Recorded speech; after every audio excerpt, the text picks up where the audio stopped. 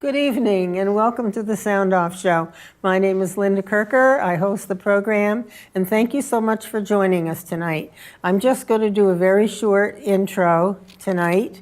I wanted to mention that don't forget that this coming weekend is Mother's Day. So remember your moms and your grandmothers and so forth. Maybe a neighbor who's a really nice person.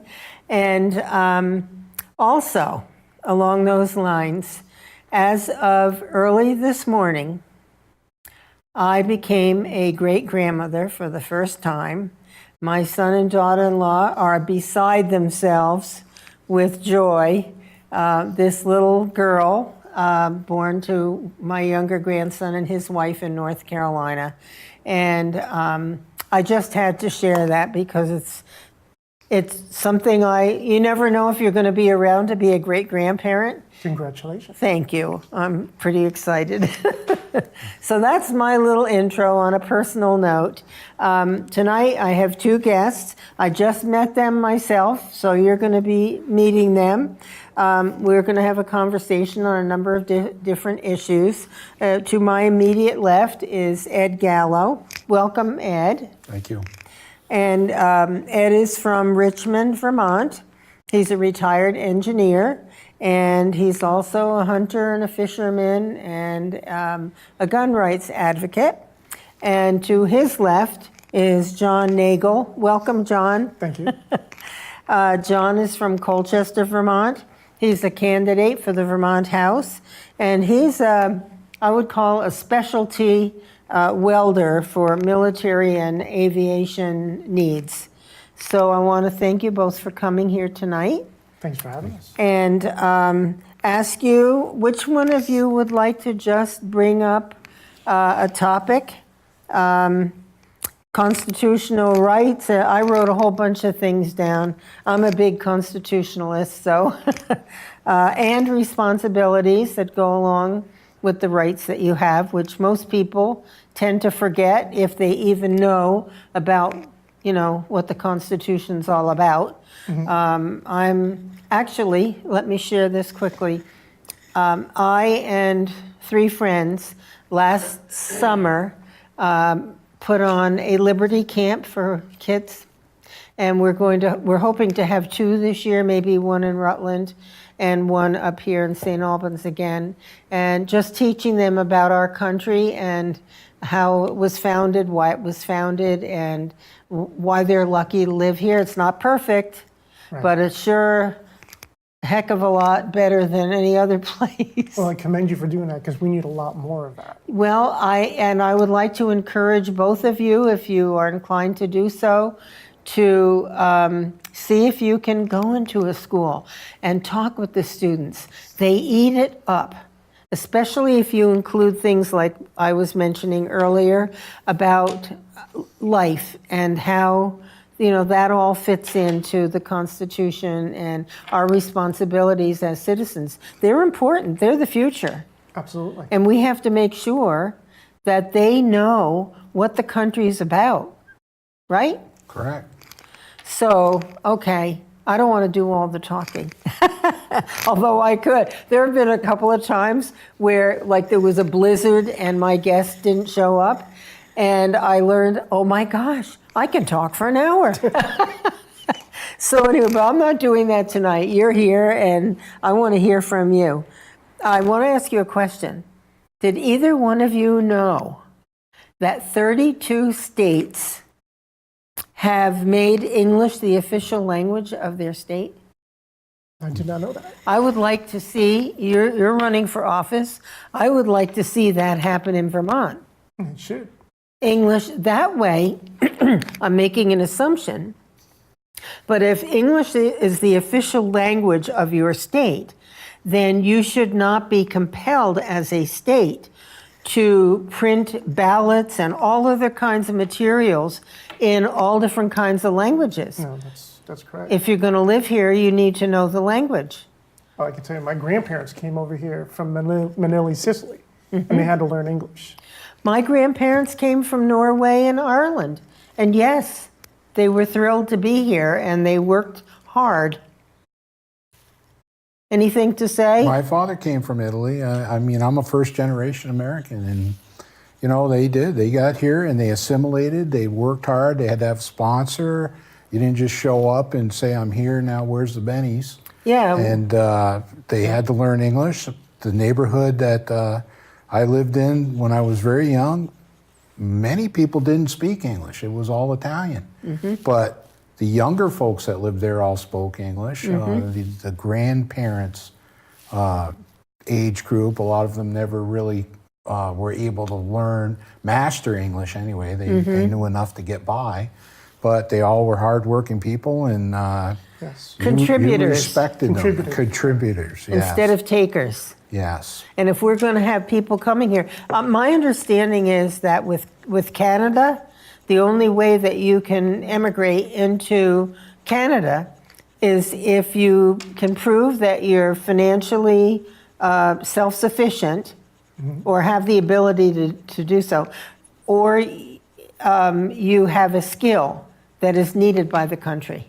Well, this is what surprised me when Trump first wanted to talk about, listen, we have to control who's coming into our country. Amen. And a lot of leftist liberals went crazy. And when you find out that, you know, Bernie loves to talk about, well, this country allows this and that country. When you looked at what the real laws were from these other countries, there's nobody else that just says, come on in, whoever wants to come in. Exactly. And no control and no expectations. And I don't understand why anyone in their right mind would think that we should have that. You can't fix the world while you're neglecting your own country. Absolutely. Well said. And you're not a country without borders. Right. No, you have to have borders in order to have your sovereignty. Yes. And those borders need to be secured. Absolutely. We need to know who's coming in here. I mean, in today's world, there are so many, there are evil people in the world, let's face it. And it's obvious around the world that people are blowing up buildings and killing people and so forth, cutting off heads. God forbid. So We had a machete, somebody was attacked with a machete that was delivering Meals on Wheels on Shelburne Road. yeah, yes. How sad. And she was a 73-year-old woman delivering Meals on Wheels. I'm So sure she didn't sad. deserve that. No. So we can't protect or prevent everything, but we sure can try and know that we've taken all the possible steps to. We seem to also have officials that like to put blinders on and act like none of this is happening. And they don't want to discuss it. They want to sweep it under the rug and make believe it didn't occur, but it did occur, and it does occur. Yes. And it happens a lot more frequently than what we know and what the media is giving us for information. So, Yeah, it's very different world from the world that I grew up in this country. yeah, me too. Just so different. You know, I worked with a lady that she emigrated here from Russia.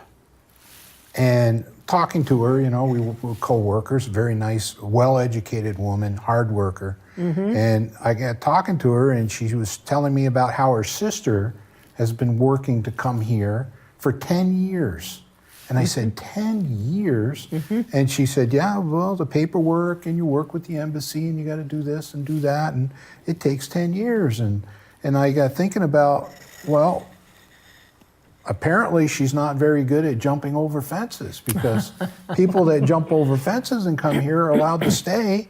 What about the fairness? This country has always been about fairness and trying to be fair, but we're not always successful. But According we to the rules. Try to be fair. And so this person, and this woman is trying to come to this country. She's educated. She's going to be a contributor. They're hardworking, the whole family.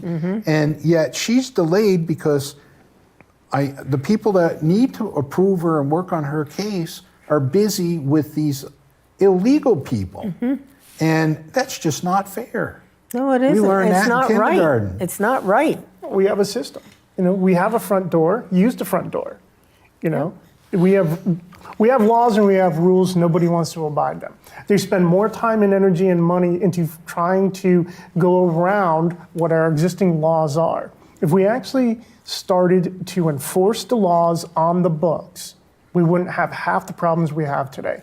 Well, that's true. We have so many people now in this country, as the president says, no more chain migration, Right. where you can bring in, all your relatives.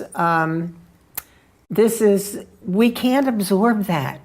No, We're we can't. $20 trillion in debt in this country.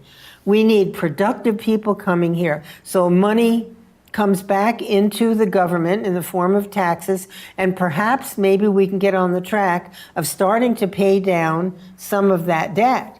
That makes us vulnerable as a country. Well, some of the other countries are already talking about removing the U.S. dollar as the international standard. I know. And if you think that couldn't happen to us, first of all, most people don't understand what that even means. The Bitcoin, But no, I'm talking about the U.S. dollar. So if the country of France wants to buy oil from Saudi Arabia, they don't go there and buy it with French francs. They buy it with U.S. dollars. Yeah. It's the international standard of trade. Mm-hmm. So they have to convert their French francs to U.S. dollars, however many U.S. dollars they need to make the deal with Saudi Arabia. And Saudi is paid in greenbacks. To go off that standard, to go on to something else, China's already said that they want to do that. Oh, sure they do. And Russia's made some noise about it. Here's the point. If these other countries decide to do it, they're going to do it because we've devalued our own money. You can't just keep printing money and saying, well, this is worth $1. I printed it yesterday. Mm-hmm. The other countries are going to lose faith in that money, and they're going to want to go off this as a standard. Once they decide to do that, the U.S. President, the U.S. Congress, the U.S. Senate, nobody's going to be able in our country to control that not happening. This is going to be done by other countries making agreements with each other against the U.S. And if you want to see what happens to a country when that step is taken, you only have to look at Great Britain. Mm-hmm. Before the U.S. dollar was the international standard, it was the British pound. Mm-hmm. And after World War II, Britain was knocked down very low, and the world decided to go on to the U.S. dollar as the international standard. It boosted the U.S. economy to unbelievable heights, and the British economy is still reeling from that loss. Here 60 years later, or 70 years later. So Soros made a lot of money on crashing that pound. that's a scary proposition, and it's not something that we can control, and it's because our own politicians are not being fiscally responsible. Well, there's a lot of spending. I mean, I don't know about you, but what little money I have, I'm very careful with it. I don't just go out and, spend, and then say, oops, I'm in trouble, No. It's called accountability. These people who are elected, whether it be locally, statewide, or nationally, have an obligation to the people and to the Constitution and to the framework of our government. Yes. And you know why we have problems? I know why. Well, may I first? Go ahead. I know I should let you go first, but I'm on a roll. I'm patient. Oh, good. I believe firmly the reason why this country has the problems it has is because we, the people, who are empowered by the founders of this country and by our Constitution, are not doing our duty, our due diligence. We're not paying attention. That gives free rein to the people who are elected to do what they want to do, because nobody's watching the hens and the whatever. What is it? Nobody's watching. Chicken coop, whatever. And also on top of that, our young people today in our school system are not learning about the true founding of our country in many cases. Maybe there are some private schools that do a good job. I know a homeschooler who does a phenomenal job. Her kids know so much about the founding of this country. But Common Core has to go, Oh, yes. okay? And they're learning more about how to wear hijab? Hajib. Yeah, and how to say a prayer in the Muslim. And why? Why are they doing that? Well, if you can't teach Christianity in school, then why are you teaching a different religion in school? Well, that's the question. The only way we can solve these issues is locally. We need people to get off the couch and make it to the school board meetings, to make it to the select board meetings, make it to the town hall meetings. That's the only way we're going to change anything. The only way we can change everything, as from our end of it here in Vermont, is to change Vermont. And every state has that responsibility to change their venue locally before we can even jump into the national aspect of changing things. But it's by the people that we elect and put in those offices. There's some people that we have here in office right now that should not be in office anymore. They've been there too long. And we trust too much that they're going to do the right thing. We don't see half of them until it's election time. That's true. And you don't hear nothing from them until it's election time. And then once they get our vote, they're done with us. It's the same thing over and over and over. And we're expecting different results, and it doesn't happen. Right. Who was it who said repeating Einstein. the same thing over and over, excuse me, and expecting a different result, doesn't happen. Right. Yes, you were very patient. Your answer was just what I was going to say. Oh, no I was going kidding. to say because we, the people, let them act this way. And that's actually one of the points I've made to the Republican Party in Vermont is, Vermont's always been a leader and proud tradition in Vermont that we lead on issues nationwide, especially on social justice issues. And, everybody has an instance where they're talking about some politician that lied and everybody laughs and says, well, what do you expect as a politician? Well, I expect them not to lie. Oh, me too. I expect them to tell me what they're going to do and then do it. I voted for you based on your word. Stick to your word. And I think, I'm telling the party and the Republican Party that I think in Vermont, we ought to start right now holding politicians to their word. And that starts with Governor Scott. Yeah, accountability. Yes, and I think, you know what? I think it's not just our own party leaders that we have to hold accountable, but also people from another party. Oh, absolutely. And we do that with our vote.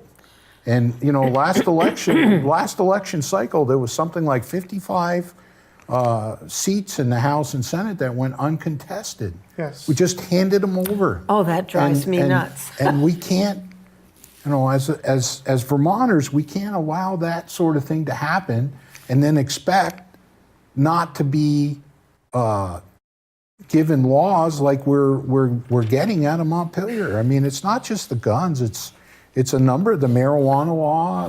They're talking about a carbon tax. I can't think of a Those are more, all Democrat goals.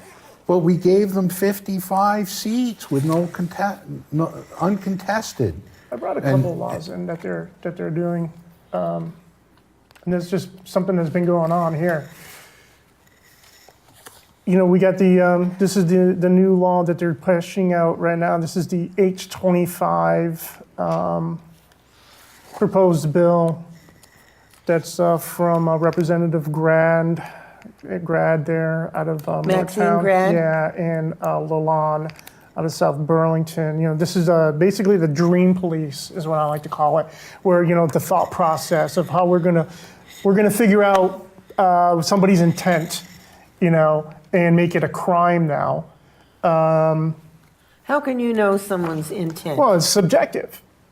And this is the level of insanity that we're running into now, where we're going to take somebody's weapons away due to their thought process and how you can actually know it. This all goes back to that boy Sawyer in Fairhaven.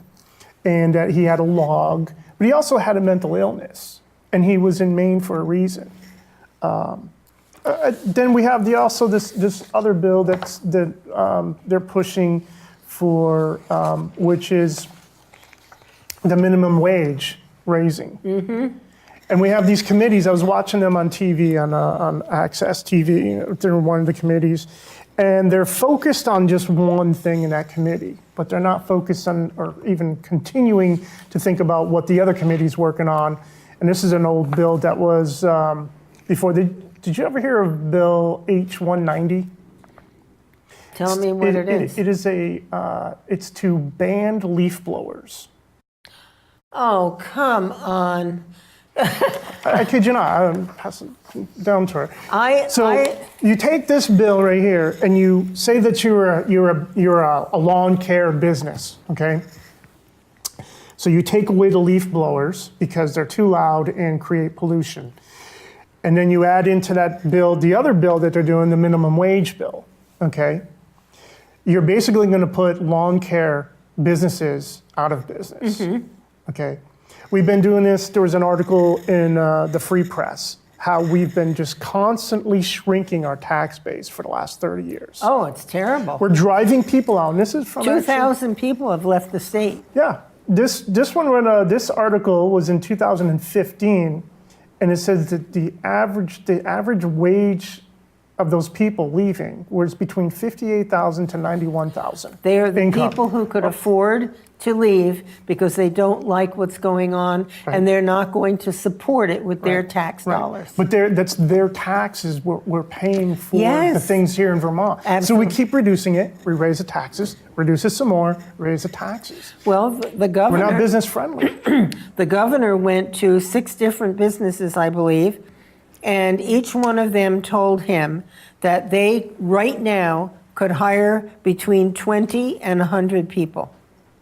And they cannot find people who are qualified to do the work or who aren't on drugs or, We make everything legal. don't show up or whatever, So there are jobs here, but we don't have people who are qualified to fill them. Well, you take someone that graduates, from a good technical school or a college and has a sellable trade or skill set that businesses want. Why would they stay in Vermont and work when the state is going to take an enormous share of their hard-earned money away from them to give to people or to programs or whatever the state deems it should be given to? That's why people are, one of the reasons people are fleeing the state. I have, in my own family, my wife and I raised 4 kids. Every one of our kids went to UVM.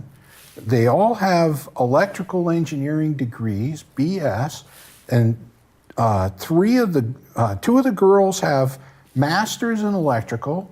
My other daughter has a master's in biomedical engineering, and my son is an electrical engineer, and he's getting a master's right now in software engineering. He's in Silicon Valley. 2 of them are in California. One of them just moved from Texas to Georgia because her job moved her, and my other daughter lives in Minneapolis. None of them could find any kind of job that could have kept them here in Vermont, and they all wanted to stay in Vermont. My grandson, whose wife just had the baby, is an electromechanical engineer, and he found a great job in North Carolina. A low-tax state. Yes. Yep. And so when you look at the big picture in the state of Vermont, what are we doing? We're spending too much money. Education, do you know this fact? The national per pupil spending average is $11,700. In Vermont, it is almost $20,000, about $19,000. Oh, we turned our school into a clinician. I mean, when I was in school, we didn't have all these social workers. I know. Psychological people, and they're getting paid some serious money. Yes, and so, okay, so what would be a solution? My thinking is this. When children are born in Vermont, there needs to be a program where parents can be informed that your child needs to know how to mind, obey the rules, sit there and do the work, and your job is to train them to do that. And if you need help learning how to do that, we have, we can tell you how to do that. I think we'd be a lot better off with a local training for parents so that their children can enter school, if need be. It would take away a lot of other things that are happening in the school. I can't believe that there are circumstances where a student will curse at a teacher, or you have children just disobeying, and It's a societal, we have a it's a caller. societal thing. Oh, we have a caller. Excuse me. Welcome to the show, caller. What's on your mind? Well, I would like to. Hi, Linda. How are you? I'm fine. Can you speak up, or maybe the technician can turn up the volume? I says, hi, Linda. How are you? It's Jim. Oh, hi. How are you? Well, you're nice and loud now. Yeah, I would like to ask those guys, what do they think of Phill Scott? Oh, I guess we can turn the volume down some. It's pretty high. Well, Phill Scott, I'll let these fellas answer first, and then I'll give you my response. My response is mixed. I can sum up my response real easily, Jim. A man is only as good as his word. That's how I feel. Good evening, Jim. What's that? I said, good evening, Jim. How are you? I'm doing well. I think my opinion on Phill Scott is I think the NRA should have rescinded their endorsement on him 30 minutes after he signed those bills. Mm-hmm. What bothers me that he sits back and lets all these schools in the state push socialism on our kids, and absolutely. sits back and doesn't do a thing about it. Well, I don't know what kind of control he would have over that. What I was wondering just today as I was thinking about the show, Vermont, I believe, is one of the states that accepted the several $1 million to incorporate Common Core as the foundation of our education system. And a number of states, Bill Gates, ultra-liberal, and a computer guy, right, Microsoft, was a big part of providing the money to get states without even knowing what the program was that was going to be taught. They were so eager for the money that thankfully there are some states that were smart enough not to go that route. But I'm wondering what kind of agreement there is that when you've accepted that money, do you have to keep Common Core, or can you switch to another type of program for your students? It was confusing for me. My daughter went through this when they. I'm sure they'll change it. Well, how do we?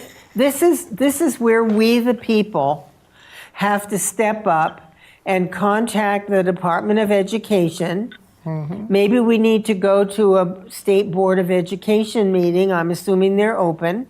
Maybe we should go as a group and say, hey, what are you going to do?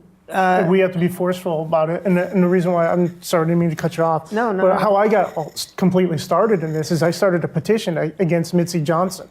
I ended up with 4,500 signatures in 30 hours. Wow. And it was a ethics complaint against Mitzi Johnson. I took that petition and then submitted it to Mr. Levin at the Vermont Ethics Commission, and they accepted it. And they've done nothing with it. I just recently received a email response, saying that they found no error. And what my issue was on this is that the S-55 bill, when it came out, was a totally different bill. They had open hearings publicly originally, but then they sent it to the floor and they stuffed it like an enchilada with all kinds of different stuff, and it's no longer the same bill. And people were asking and demanding to have hearings, open hearings on this, and she refused to do so. And that's where I said there is an ethics violation here, because what the actual open hearing was about and what the bill is now are two different animals. And it's just inappropriate for them to do that. Well, yes, and It's fraudulent. was that the bill, what was the bill that Mitzi Johnson made the determining vote? Her vote was the one that carried it over. I can't remember, but yeah, there are a lot of things to be concerned about. As far as the guns go, we have a Second Amendment We have the Article 16, in this country. That would be the Vermont Constitution. right, which they swear on, right? Pardon me? They do take their oath on it. Oh, yeah. So they've already violated their oath. They take an oath to support the Constitution and to do no harm to the people. I remember that. And they've already violated their oath of office then, to Article 16, which says I believe, I can't remember the exact phrase. I didn't bring the Vermont. I didn't bring it with me either, but they're not supposed to do anything to change the Constitution of Vermont. Yeah, well, they swore on an oath not to. Right. Well, But nothing ever happens to them. Jim, before you called, we were talking about, I don't think you were in on this, about getting a group of citizens together and going down to the departments or probably to legislative committees and get enough people who are upset about certain issues. Most of the people work, though. That's the problem. And then when they send their emails and they call in, they ignore them. They've been ignoring the people all over all these gun bills. Because I actually heard that there was more people calling in against the laws that they just signed into office than there were people supporting it. Wow. And they still went ahead They and... don't listen. So they need to be voted out. That's not their agenda. No. You know, Well, they have an agenda. look what happened with the marijuana bill.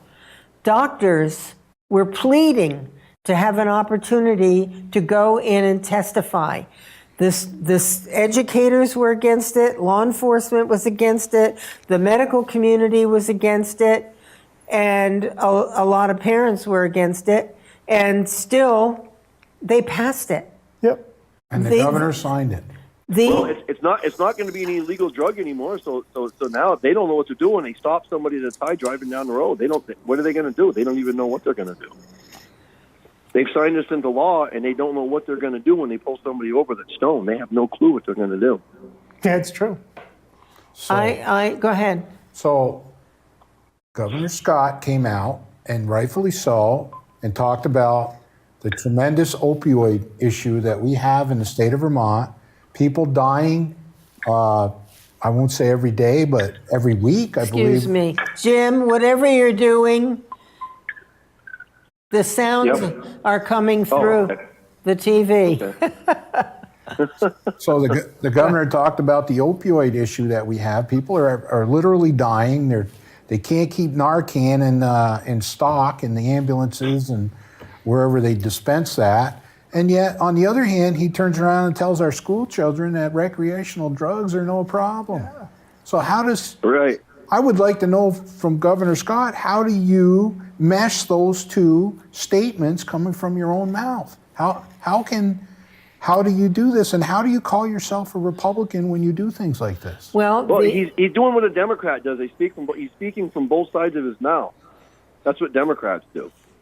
Well, what the governor did that bothered me was that he said up front, before this bill was enacted, that he would not support it unless there was a mechanism for testing a person who's driving, and like you can with alcohol, the breathalyzer or whatever other mechanisms they have. But there is nothing. No. And he said unless there was something to determine the level of intoxication, so to speak, he would not sign it. Yeah, So- Well, it's just Because he another wanted lie. votes. It's just another lie. He wants votes. It's Is why he another did lie it. that when he was running. Well, I think he probably had a good idea. He was going to sign a gun bill, and then he, needs to have that. I passed marijuana, so to get those votes to go his way for those people that are interested in that, which, it's just there's something wrong there. Something does not smell right, and anything that's gone on. Well, that's why I say a man is only as good as his word. Oh yeah, he's not good at his work. there are so many things that need to be fixed. Oh yes. And it's government spending. I have facts and figures somewhere here about, for, I think it was personal income tax. They were expecting 7 million.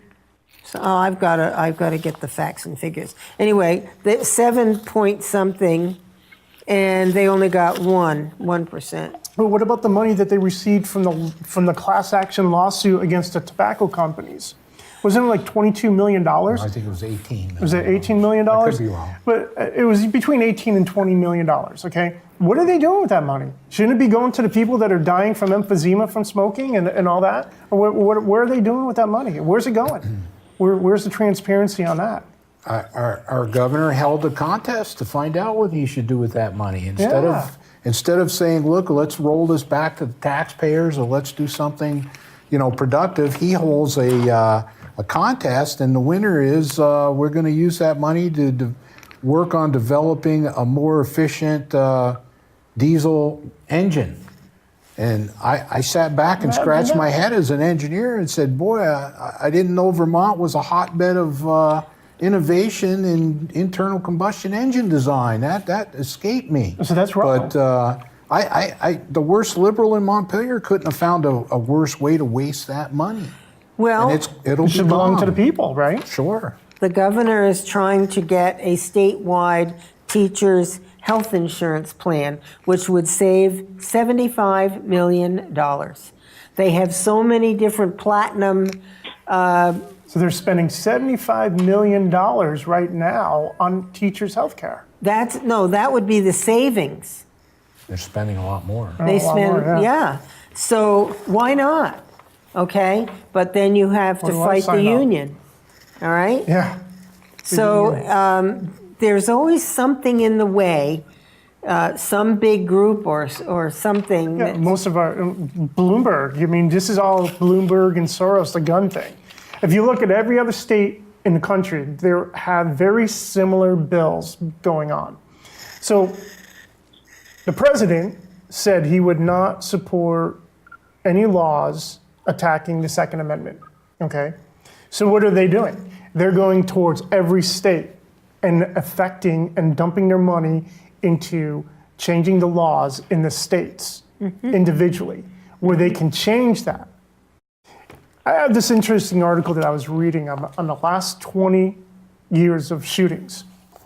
Ironically, psychiatric drugs are involved in a large majority of them. Prozac and Zoloft being high on the list. of The shooters taking. So the people who are doing the shooting are on one of those two drugs. Exactly. And there's a whole list. It goes right through every name. I was going right through this near around Zoloft, Prozac, Zoloft, Prozac, Zoloft, Ritalin. And it just, this constant, Ritalin. And these people are on age of, all the way through, their ages and the shootings. And it's psychiatric drugs, and it's all embedded into the situation. The kid that we had, the issue here in Fairhaven, had a psychological issue. I don't know if he was on any of those. You know, we got the HIPAA law, but it'd be interesting to find out whether he did or not. You know, he was suffering from some sort of mental issue. Psychological. There's rumors or words were said that he was bullied at that school quite often, and that's one of his issues with that school. Bullying's a big problem in Vermont in the school system. My daughter's been bullied. I know that for a fact. I've had to deal with it. Being a single father and dealing with the school system, is sometimes very taxing. Yeah, I'm sure it is. I've said many times on this program that I feel badly. I mean, I'm a big proponent of quality education. Yes. What's more important than our children learning self-sufficiency and work ethic and knowing, the things that we learn. Today, you have students going to college and as a freshman, and they can't read. Yeah. They need remedial reading. And safe What? places, and a safe place. What?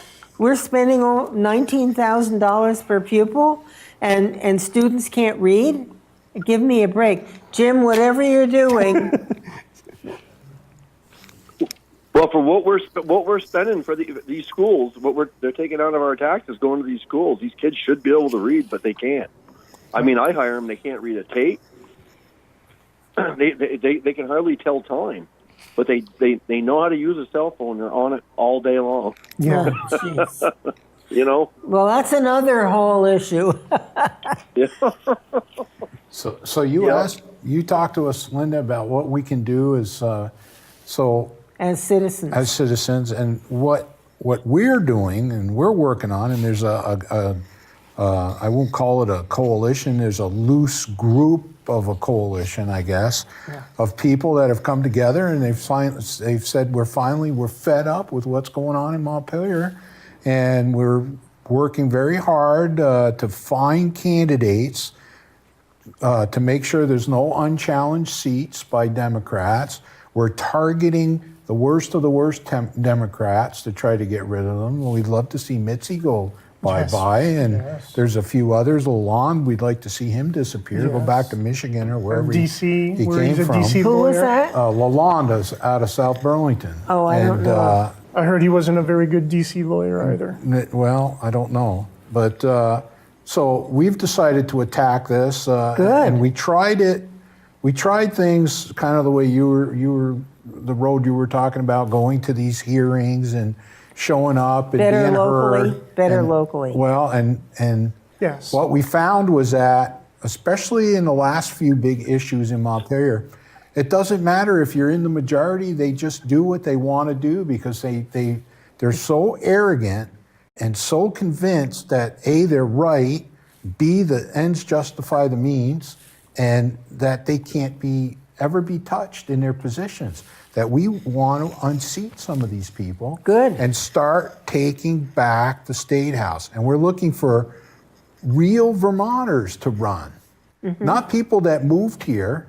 We want real Vermonters that understand our way of life here in Vermont, not people that moved here because they left some, I won't use the term that President Trump uses, but everyone knows what I'm talking about. But they left their home state to come to Vermont because it was so much better, and they immediately go about changing our way of life to the place that they fled from. Exactly. And that's got to stop. Well, you're right on to something, and I love that you're doing that. It's wonderful. It's just what we, the people, need to do. But when you look at people coming here, like our governor doesn't want the federal law enforcement working with our local and state police, right? Regarding people who are here illegally. Yes. So when the word spreads that, go to Vermont, okay, you're going to be safe there. And Vermont has one of the most generous welfare programs in the state. In the country. I'll tell you a good I'm sorry, in the country. I'll tell you a good story. A friend of mine, Dana Rushford, and we went to the Winooski Town Hall meeting, and to witness what was going on there. We watched an individual get up, and out in the parking lot, he was speaking pretty good English, but inside, he didn't speak English at all, needed a translator. And he went on in front of the Winooski mayor and the chief of police and admitted that he's been living here for 7 years as an undocumented citizen. Why didn't they arrest him? Yeah, good question. And he was involved And I've seen him now since in front of the Senate Judiciary Committee also with the Really? same two individuals. And the sad story, and they're trying to change the policy and what they were there for Winooski to make Winooski a sanctuary city. Okay? And there was one person on that committee, the woman, I can't remember her name, in Winooski, but she was asking these questions, and here's my take on it. If you receive federal monies, they come with conditions. And those conditions If the state receives federal money? and the town, if the town's receiving money for law Okay. enforcement, like the Winooski chief of police was admitting that they do, then those monies come from the DOJ with conditions, okay? And with those conditions, you need to abide by the laws that our Constitution and our immigration laws entail. You can't go around them. They're spending so much time trying to go around the Constitution, how they're going to fight it in court, instead of just following the law. Now, this individual kept on going on, and then the other thing that I found very interesting in that meeting, not one person that was there, including myself, because I'm from Colchester, was a Winooski resident. What? And so these people were coming in, they brought them in, they were actually at a protest up in Richford over the arrest of a migrant worker. Oh my God. Okay, and they all came down, and it's all on Facebook, they all came down to the Winooski Town Hall meeting.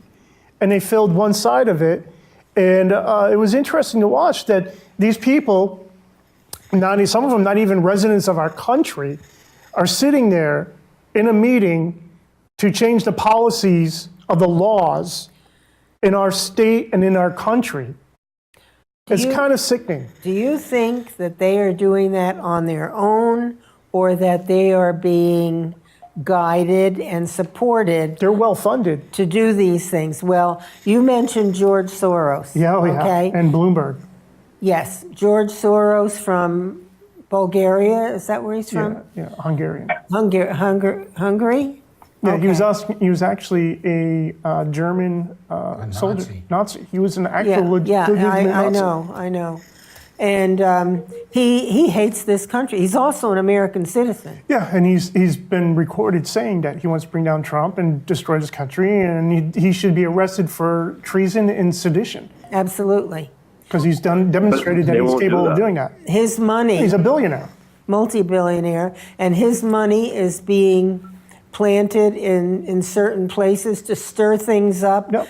to Vermont, get one this of them. country disturbed, further disturbed. And it's really sad. All these people who showed up for a march in Washington, D.C., Oh, yes. how did they get there? Oh, yeah. 1 million people? We had that happen right here in Vermont. Who the bussed them? anti-gun people were brought in here on buses. Sure. They weren't Vermonters. I know, but this is the goal, to cause chaos and bring this country down. And absolutely. go ahead. I don't understand when our politicians, especially our lawmakers, and people like the governor, who's responsible to press our laws, got to decide or start deciding what laws they want to follow and what laws they personally don't want to follow, and picking. They need to follow all laws unless they're removed. And pick exactly. I mean, we're a nation of laws. If the governor or Mitzi Johnson or anybody has a particular problem with a set of our laws, then they should work to get the laws changed. And I go back and think about, I think it was 30 years ago, thereabouts, when we had 2 underaged animals torture and kill a girl in Essex on the railroad tracks. I believe one of them was Jamie Savage, if I'm not mistaken. Yep, I remember that. And they caught those 2 kids right away. There was no question of their guilt. I believe they may have even admitted to it. And our laws in the state at the time said, well, they're underage. There's nothing we can do except lock them up until such time that they turn 18, and then we have to release them. That was the law. Wow. There was nobody, not one person, I believe, in the entire state of Vermont that liked that situation. But Well, everybody, then there was only one of them underage. everybody understood. Oh, I thought, well, I could be wrong, but at Jamie least Savage was the one that was underage, and he's free now. the one that was underage, if it wasn't both of them, there was one of them, and he got released from reform school at 18. But my point is, everybody in the state was upset about that because and rightfully so, they felt these guys should be locked up for what they did to that poor girl and not ever see the light of day. But our laws didn't support that action. So what did we do? We changed the laws. We couldn't do it retroactively. We still had to let him go when he hit 18. But we did make sure that it could never happen again by changing the law. That's how you address laws you don't like. You go through the process and you change them. The governor, the attorney general, the House of Representatives, I don't care who they are in government, they should be the first people saying, well, we don't like this law, but we must follow the law. Instead, they feel entitled to just ignore laws that they don't like. Well, That's very true. And we also, on the gun stuff, we have there's a money trail that leads back to Gun Sense of Vermont. And this is another well-funded group changing is our that laws. Bloomberg's Gun Sense? That's I've heard. I don't have any evidence He of has that. a name for his group, but he funds all these Yes. anti-gun things Yes. too. Yes. But we, the people, need to stand up for our rights. Ed and I, we had a rally on the 14th of April. We had almost 800 people out there or more. It was in the freezing rain. We had, I have a group on Facebook called Vermont Warrior Revolution, and Ed's with Hat.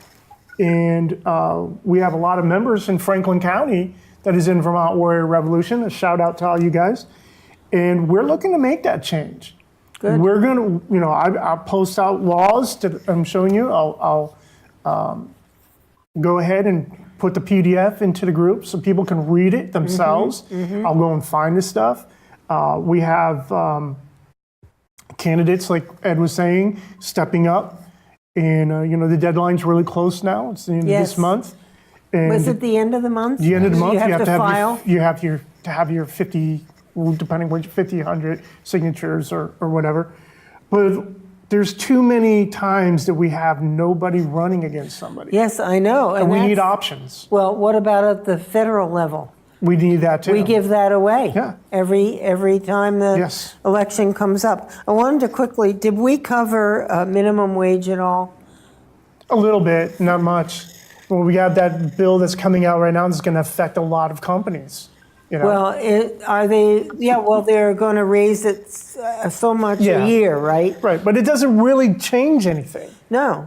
because the cost of living is still going to be going up with it.